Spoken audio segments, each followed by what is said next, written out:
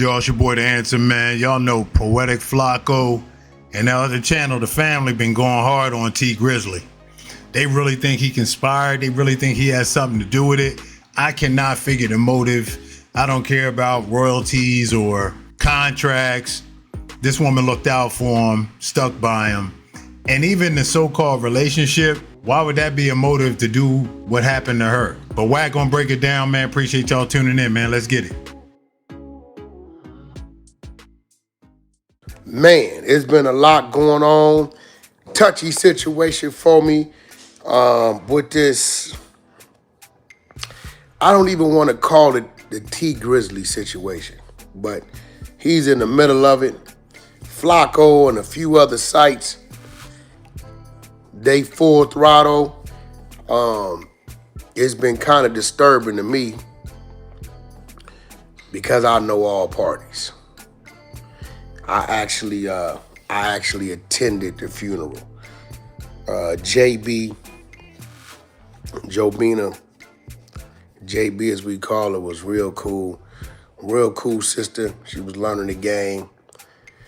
She was a risk taker, had a big heart. She wasn't no punk. She was about her business, but she was real cool. So it was like shocking. I believe I just spoke with her a night or two before, or maybe the day of.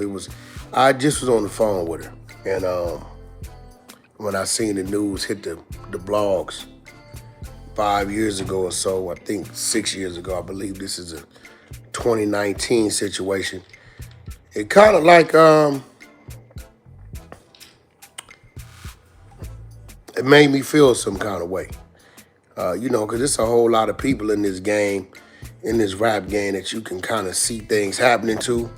And then there's some people in this game that you just don't see these type of things happening to. Hold on.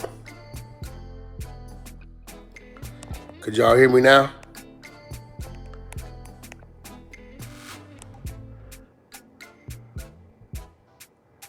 Baby, where's your microphone thing? Y'all can hear me? Yeah, okay, cool. All right, so let me start over. This T Grizzley situation, and I'm calling it that because everybody's kind of like referring to this trial with this individual. I really don't know these people, but look like they from Chicago. And I know the story. I was told. I actually attended the funeral. I know JB personally. I know T Grizzley personally. I know Sada Baby personally. I know the whole crew over there, the movement. JB was very assertive, aggressive in a great way when it came to business. Had a big heart. She was real cool people. 6 Money. You ask me some different shit, you going on a timeout for 5 minutes. I just told you JB was my friend. All that asking me, did I hit, all that disrespectful, that's all a bunch of BS, bro. I just told you she was a friend, a businesswoman. I was more of a mentor to her when it came to her going over contracts and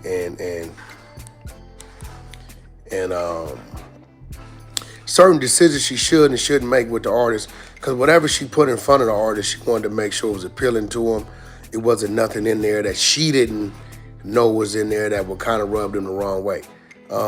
Yeah, she was like a manager, aunt to him. Sada Baby was very, very thankful for her. She helped spearhead his career, his movement. And when he got signed to Asylum over there, shout out to Gabby Peluso.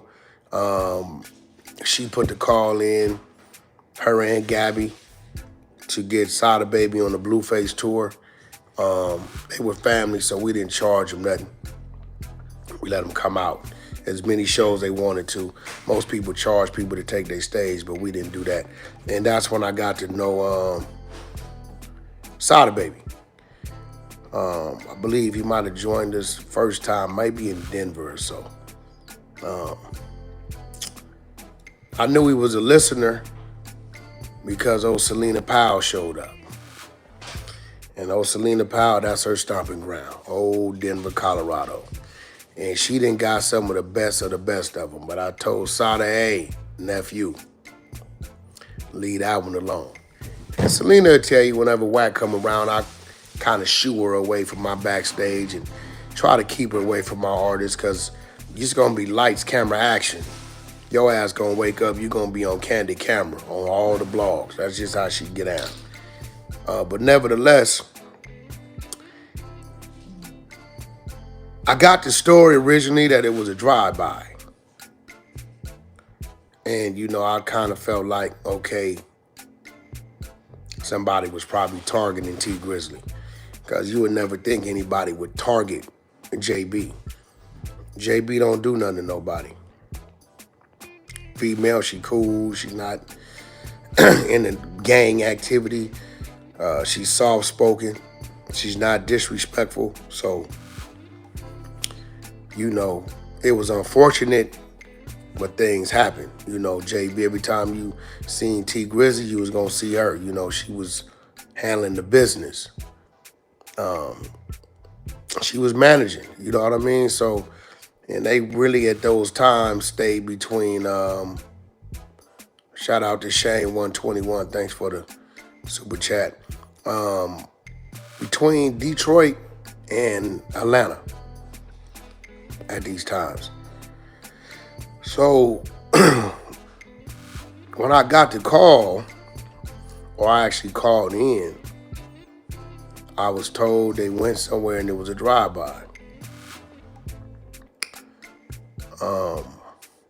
I got family in Detroit.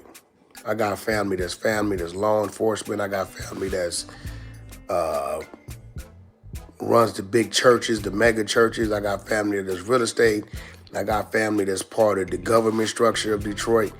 I got family that's in the streets from Inkster to Detroit, the West Bloom, bougie old West Bloomfield, all through there. Probably 30-40% of my family is out of Detroit. The rest is down in Mississippi, Alabama, Louisiana. But nevertheless, over the last couple days, man, I've been seeing some disturbing facts and details, things I didn't know. First of all, let's address T Grizzly's mannerisms, because there's interviews coming out. Y'all gotta forgive me with this. Like I said, I know all parties, and JB was really she was really a friend. And I'm kind of like being careful with this because I know how protective she was of her clients and of Sada and T Grizzly. And all the voices out there, they speaking against T Grizzly. Sada Baby has never been a factor in this. He took this very, very hard, very hard. And even to this day, we still check on each other, you know, when it comes to JB or, you know, certain days and things like that, because we just know what it is with each other. But let's address his mannerisms. The T Grizzly I've already known, he's a real nonchalant, stone-faced type of dude. You know what I'm saying? And if you hear some of his interviews, he tells you that a lot of things he went through as a child affected how he is today as an adult. So I know a lot of y'all be like, yo, he don't really show no emotions. You know, he's kind of like straight, plain face. He's playing the video game. He's really not making eye contact. That's just him. Unless he knows you, you really ain't gonna get too much laughter or too much anything extra out of T Grizzly. He gonna be real short, real brief, real straight to the point. So that doesn't alarm me, you know, how straightforward and plain face and emotionless he is. That doesn't alarm me. So a few things that do alarm me, we're gonna talk about it. These are things I'm seeing. I was told it was a drive-by. Now, maybe I was told that because of you just heard the shots and maybe somebody pull off. But reading the documents or really listening to what Poetik Flakko is saying, somebody actually walked up on the vehicle and opened the car door. Now, we got a few things that could have happened here. We could have had a nervous dude that opened the car door and just opened fire, right? Or we had a dude open the car door and identify who was in the car, then open fire. Now, when I kick these things in my mind, I'm like, well, shout out to Reek the producer for the super chat. I kick these things in my mind like, okay, maybe there's just some nervous clown, seen the car, thought T Grizzly was in the car, opened the door, and just start shooting, right? And because JB was in there, it was too late. From what it sounds like, she was 8 times. But then Flakko comes, drop this content that shows this dude, Wu-Tang, he is, that's in jail for the homicide. And we don't know if he did it as well, right? Well, let me rewind that. It shows that Wu-Tang cell towers were pinging an hour to 2 hours ahead of time in the area, a half a mile from the shooting location. Okay? Now I'm sitting back saying, well, his cell phone is pinging within a half a mile radius, which means if he was on the street and the cell tower was a half a mile away, it's pinging him right in the immediate area, right? So the drive-by thing is out the window. That tells me somebody was sitting on the location. If you're sitting on a location, that means you see the pull-up.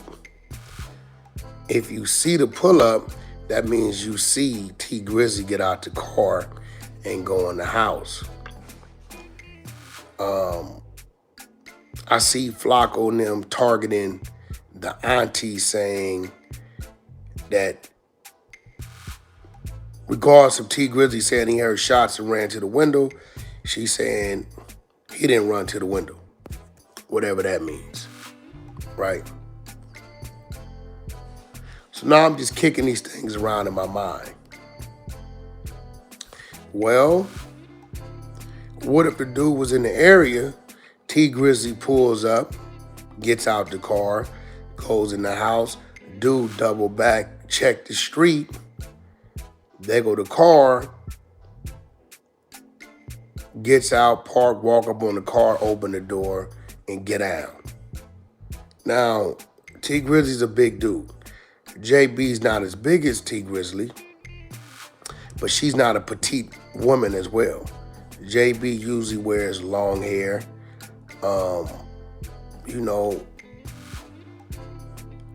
You wouldn't mistaken her for T Grizzly.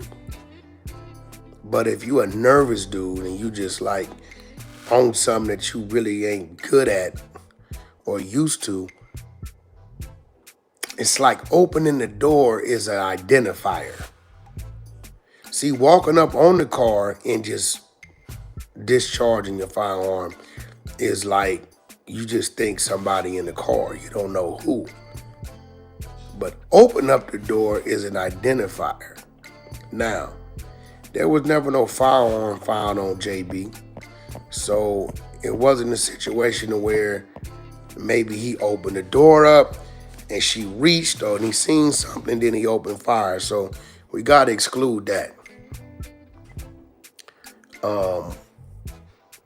Why are people tying or trying to tie T Grizzley to this? Because I guess these one dude that's caught with the firearm, the murder weapon, and the vehicle, a month, 2 months later, he's from whatever 600 little crew in Chicago.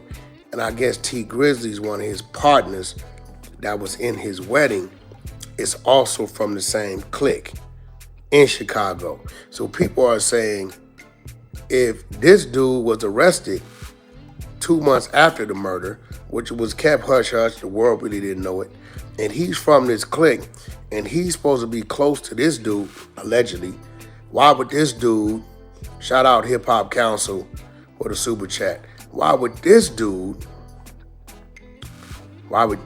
in T Grizzley's wedding? These are the speculations. I'm going to tell you this. I don't know how close this dude that's caught with the murder weapon was to this individual in T Grizzley's wedding.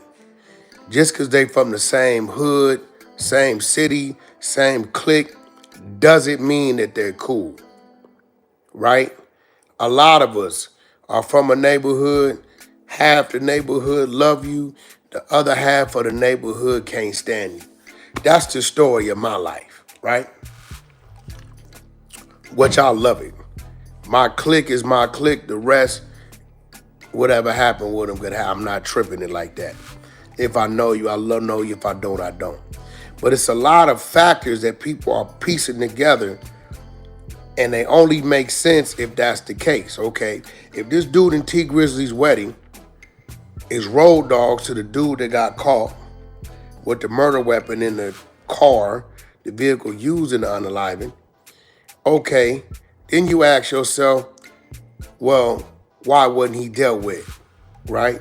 You ask yourself, okay, but did this dude, Wu-Tang, or whoever his name is, was he acting independently? Did somebody else reach out to him to do a service that this other individual that T Grizzley's close to doesn't know? Did he know? I've had situations with my homeboys where they went out and did some things that we wouldn't have wanted them to do, but somebody else reached out to them to do. Biggie Smalls is a situation. I've always said it. He was murdered by the trigger finger of a West Coast guy, but by the politics of an East Coast guy. You get what I'm saying? So one side it was business, the other side it was personal. You bring them things together, it get dangerous, right? So we putting together all these factors. And I know JB ain't don't owe nobody nothing. She ain't got no issues with nobody, none of that. I hear Flakko talking about the music. She owned the music. Pretty sure JB has some ownership in the music, right? But I'm pretty sure T Grizzley had his cut as well in the music, right? It's always 100% of a song. So, you know, if JB got 25% or 50% and he got 30 or 50% or whatever it may be, that's there. That's how the music business works. T Grizzley has the right that once his contract is fulfilled with JB to re-up with her or go elsewhere. Depending on how the contract was written. Nevertheless, certain things happen. You hear people getting into it. Management and artists usually will separate, go their own ways when these type of things happen or going on. And people had these type of disputes. Shout out to the rulers back for the super chat, right? You asked me why nobody talk about the OTF connection, because I don't believe it has nothing to do with anything. Just because somebody's from something, I got homeboys around the globe getting into stuff, don't mean we know about it, right? But when it comes down to the music, I never heard of JB and T Grizzley falling out behind royalties, behind masters. And usually that's what happens. Like, it's usually a fallout. People go their ways. JB could have. Sada Baby was on fire at the time. Sada Baby was hot as a firecracker at the time. She could have just put all her time and interest in the Sada Baby. She got him a deal out of Solemn Records. Sada Baby was around here buzzing, getting it. If that was the case, but no, her and T Grizzley was still joining at the hip. So I don't think if it was a dispute about masters or about ownership of songs, that it had reached a point to where T Grizzley felt like something this drastic would have to happen. Now, those are pros. Let's talk about the cons. And all this is from things that T Grizzley has said in an interview, right?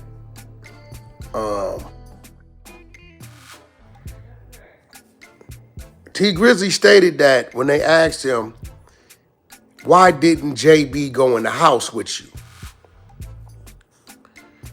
And he said, well, the people's house I go to wasn't that clean. It wasn't dirty. It's just that JB is a neat, clean freak, which she is. I remember the last video we did called Tour, Blueface, Asian Doll, Sada Baby, Glock 9, and NLE Chopper. When she showed up, I had to have wipes, hand sanitizer. She wiped everything down where she sat. She wouldn't touch a doorknob. So that's JB. So now you ask yourself, right? Well, did T Grizzley come here because he knew she was going to stay in the car? That's these people's next move, right? I'm listening to him talk. Well, because T Grizzley said he knew she wasn't going to go in, that's why he went over there. And then the other dude, he's pinging in the area for an hour, 2 hours prior to, as if he knows where to be. This is the rabbit hole conspiracy. This is where they're going with this. Or it could have been T Grizzley on the phone talking to whoever he talking to and telling somebody, I got to do this, and I'm going to pull up on you. Or maybe somebody hit T Grizzley's car with a tracking device, right? You know, it could have been anything, right? Everything's going to lie in the dude that's incarcerated that got caught with the murder weapon. Now let's, originally I was saying, just because dude got caught with the murder weapon, it ain't unusual for some Detroit cats to go to Chicago, swap out some of their dirty guns with their dirty guns. That's been happening since the beginning of time. But then Flakko comes with the cell tower pinging. Now, dude's cell phone puts him in Detroit on 3 Mile and Mack or something like that. When I check with my people, they say the area ain't too bad. It ain't the best, but it ain't a war zone. So now that eliminates random things just happening, right? It eliminates that. And JB, talk to me if I'm going too far. I'm just really trying to get this off my chest.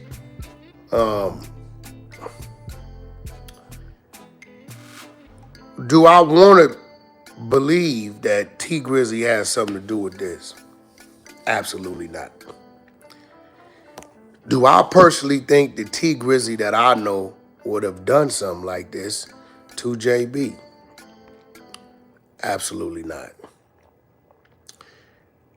Are there some details about this situation that may come out in the near future that may discredit T Grizzley's statements and character when it comes to him and JB? Absolutely there could be some things that come out. Does that have something to do with the unaliving? No.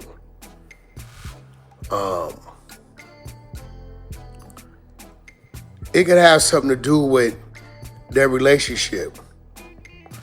Shout out to Double OJ for the super chat. If this was true, Wayne County prosecutors Kim Worthy would have already Young Thug T Grizzly on the finding wheels type is Yep. But as we seen where that got her, it didn't get her nowhere. So people ain't gonna follow down that same path.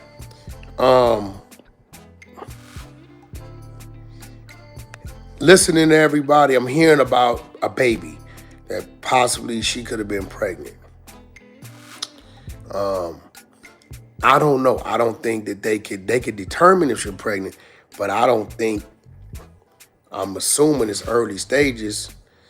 I don't even know if she knew, because she never mentioned it to me or whatever. Not that she would,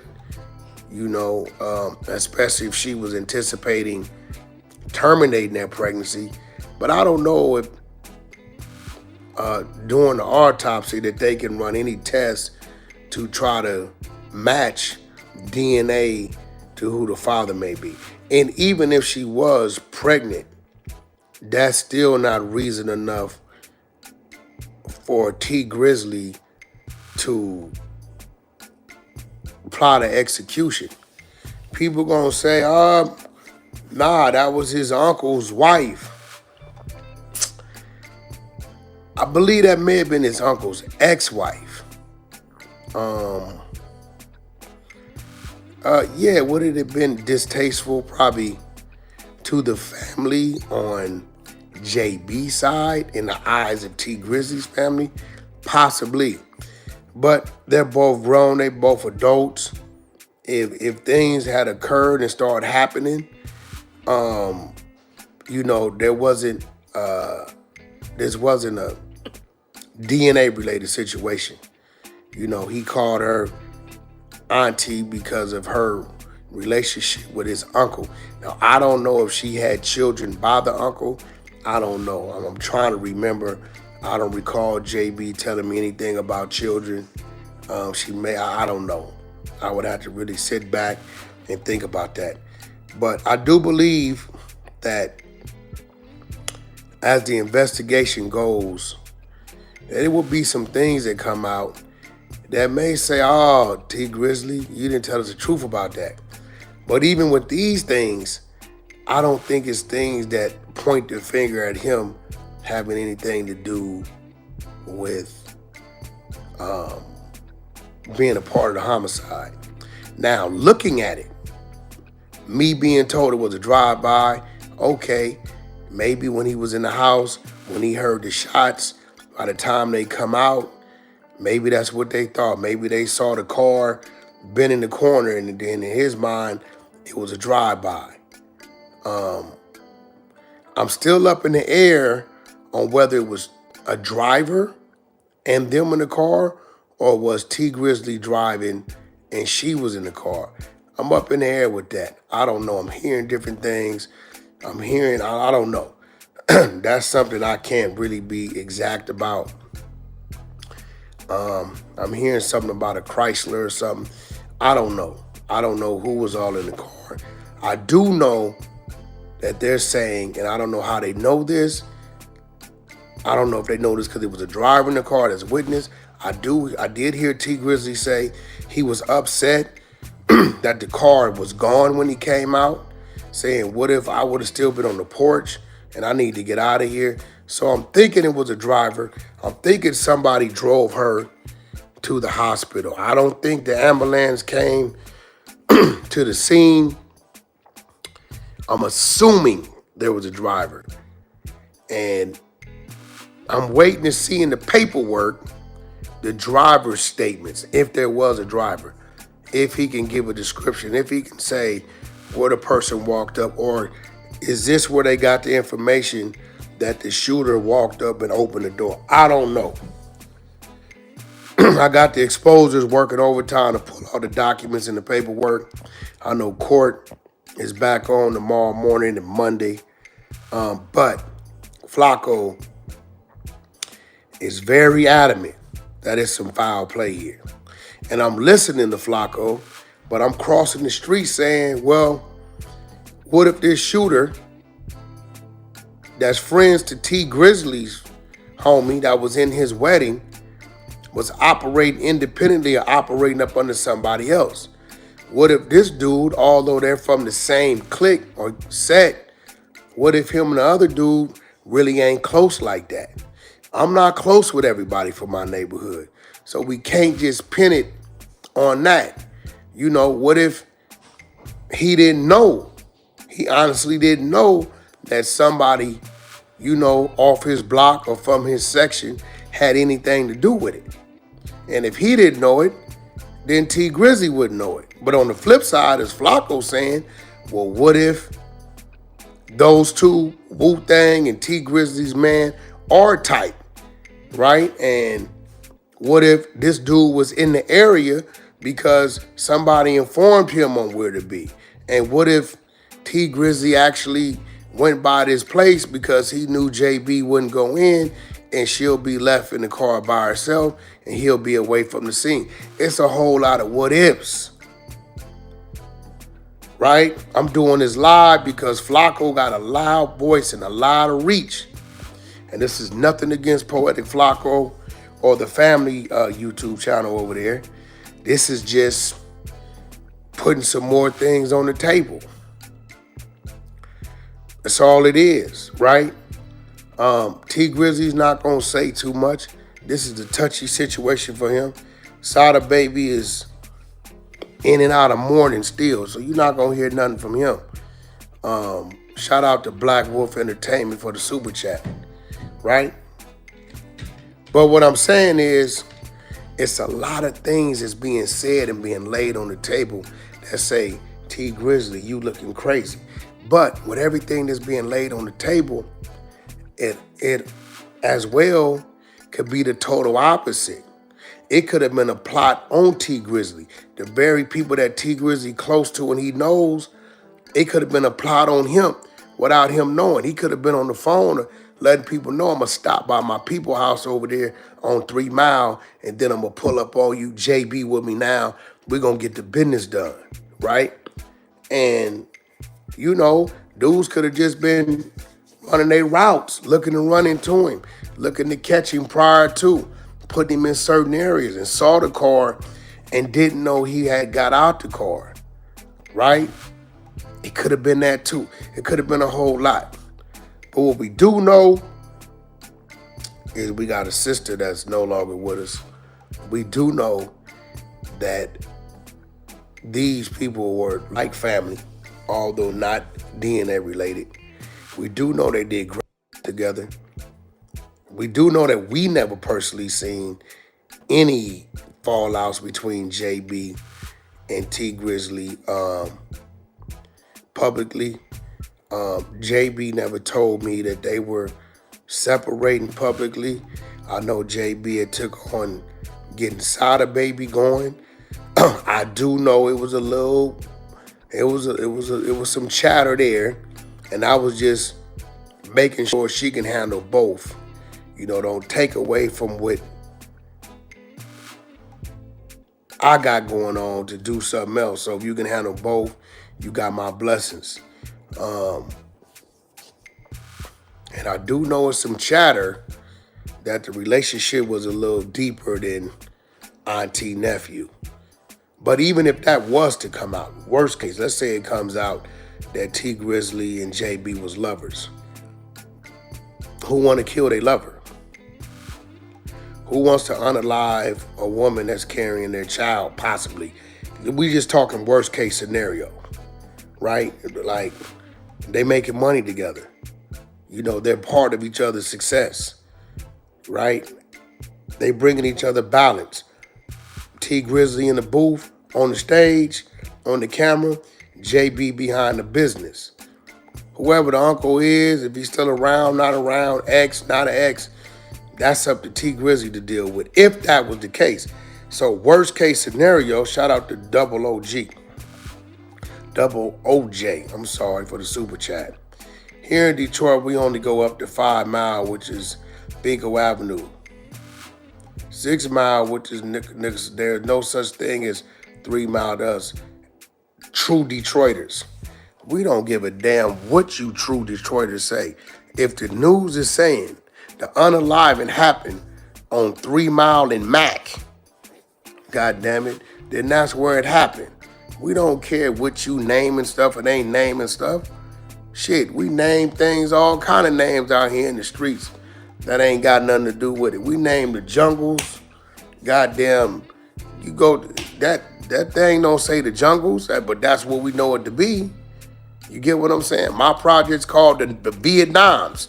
Ain't no sign say Vietnams, but that's what it's known to be. You get what I'm trying to tell you? Right? So, this is what the news is saying. This is what the documents are saying. I'm saying, let's lay out all the bad things that could come out.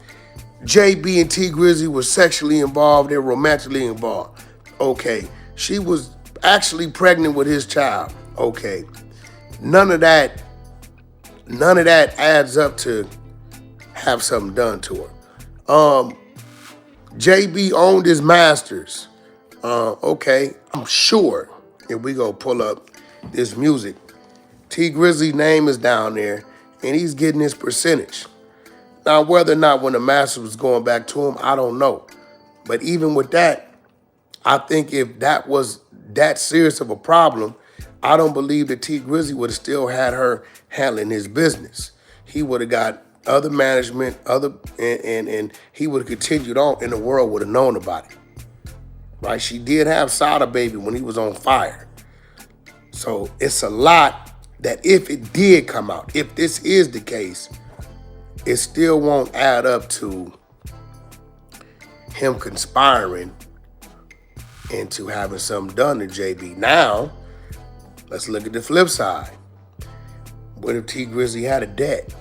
What if he was getting into it with somebody and they like, how can we hurt this dude? Well, okay, that's his manager. That's who's bringing all the deals. That's who's keeping the money flowing. Let's get her out the way. Maybe it was a message to him, because if I can recall, people was bulletproof vest up at their funeral. It's a fact. So that kind of let me know, I didn't know what. We was way in Pontiac, Michigan. I don't know what was going on. Cass was vested up at JB's funeral, which kind of got my attention. I was with my family. I was with, 2 of them was from the streets. 1 of them was law enforcement. And the other one was an entrepreneur that does business with the government. So all them dudes was ready and right, legally and illegally. So I was good. But I did notice it was a little tense up in there, especially for a female's funeral. So, like, I don't know. You know what I'm saying? Maybe this was one of those things where, somebody close or somebody had been watching or somebody had a tracker and maybe they were just a couple minutes behind, and that's all it took for T Grizzly to get out the car, go in, and okay, there they go right there. Pull up, young dummies get out, allegedly contracted from the Chi, do the thing, boom, boom, boom, jump in the rental, get on, because they got them coming in from the Chi and they got them leaving from the Chi. They pinging them both ways, and they got them within an hour or two, a half a mile where the incident happened, right? 3 Mile and Mack is the east side, definitely, RJ, you're right. That's what my family just texted me. So maybe it could be one of those things. Maybe T Grizzly ain't doing too much talking about it because it wasn't nothing to talk about. It was just something to be about. And talking about it ain't gonna do nothing but incriminate him. It could be all kind of things, but I just wanted to get on here and give Flakko, not attack on Flakko, that's my business partner, give him a few different ways of looking at these things. Give the people that's watching a few different ways to look at these things, because Flakko and this other cat, I believe it's called the Family YouTube channel, they pushing it. And they pushing it based upon what they seeing.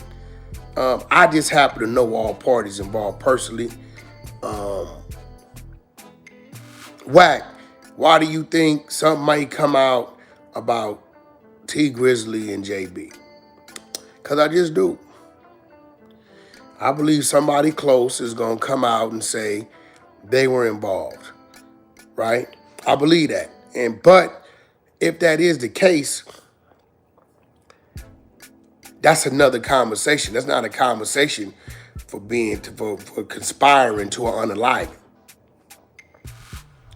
You know what I'm saying? I don't believe so. Like, you don't you don't want to get, you know what I'm saying? Like that just don't add up. You know what I'm saying? Why would you want to unalive somebody that you've impregnated, if he knew that was, or somebody that's with you all the time, who's going along with your program, right? Who with you and is there for you business-wise and even there for you emotionally and sexually, if that is the case. Like, why would you want to plot on that? That don't make sense to me, right? So I get it. I get all the details. Yo, Wack, wasn't no following. The dudes knew they was coming. The cell phone is pinging them a half a mile, an hour to 2 hours before the unaliving, right? It's pinging them. T Grizzley said that he knows she won't. Well, he didn't know because he said he asked her to come in. But it's reason to believe that because she's a neat and a clean freak, that he knew she wouldn't go in. And based upon that, that would leave her outside and give him an alibi. This is they play. Or maybe not play, their theory. And it's believable. But it's also believable that maybe T Grizzley was being plotted on. Maybe, maybe they was watching him. Maybe they was sending him a message. Maybe he really didn't know. Maybe it's just a coincidence that he went in and she stayed out. You know what I'm saying? Maybe something was going on. Maybe it was a dead old. Maybe they was trying to get him, and maybe it was a nervous shooter who opened the door and just opened fire. Because 8 times is a lot of shooting, believe it or not. 1 1,000, 2 1,000, 3 1,000, 4 1,000. You probably dealing with 7. You can get off 8, probably between 6 and 10 seconds, depending on how good a dude is with his squeeze. You get what I'm saying? If you boom, boom, boom, it's gonna be delayed. If you just going, you feed them, then they're gonna come a little faster. And when you dealing with that type of thing, that's a long time. 1 1,000, 2 1,000, 3 1,000, 4 1,000, 5 1,000, 6 1,000, 7 1,000, 8 1,000, 9 1,000, 10 1,000. That's a long time.